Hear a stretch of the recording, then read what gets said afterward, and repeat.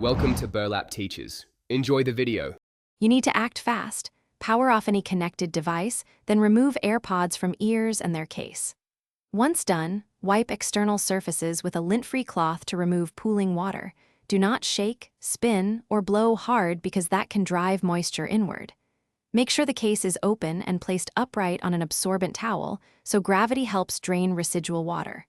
Also, if you have silicone tips, remove and dry them separately to speed drying and reduce trapped moisture. Once the surface water is gone, create a low-humidity drying environment. Place AirPods and case in a sealed container with silica gel packets or uncooked rice for 24 to 48 hours. This pulls moisture without heat stress. Make sure to avoid any heat source above 40 degrees so components and adhesives are not damaged. After the drying period, inspect contacts. If you see residue, gently swab with 90% plus isopropyl alcohol. This dissolves salts that cause corrosion while evaporating quickly to prevent reintroduction of moisture. You can now perform final tests.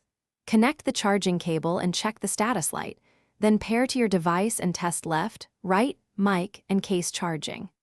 If the case or buds fail to charge, make sure you tried another cable and power source and gently clean contacts again. Often debris prevents a connection. If problems persist after 72 hours of careful drying and cleaning, stop further attempts. Seek professional repair or check warranty and replacement options, because internal corrosion may need component-level service. Thanks for watching. Consider subscribing if this video helped you.